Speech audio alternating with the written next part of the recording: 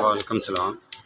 अकबर अली मैं सिर्फ बच्चों का सौदा ही 10 रुपये लभदे ने पैकेट पिछे दिहाड़ी का 300-400 रुपये रब कर ही दिंदा। 2 बच्चे ने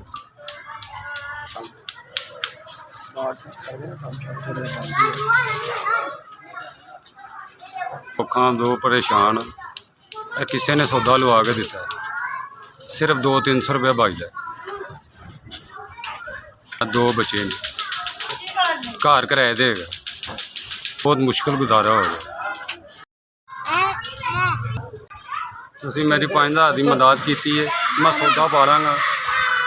तुहानूं खुश रखे अल्लाह पाक, तुहाडी जिंदगी करे अल्लाह पाक, तुहानूं तंदुरुस्ती करे, तुहानूं खुश रखे अल्लाह, तुहाडी लम्मी उम्र करे अल्लाह, तुहाडे बच्चों सलामत रखे अल्लाह, तुहाडी जिंदगी करे।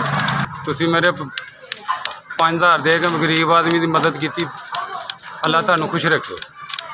मैं सौदा पवा लाँगा, मेरे रोटी का नज़रिया बन जाएगा। अल्लाह तुहानूं जिंदा बसदे रहो। 5000 की मदद की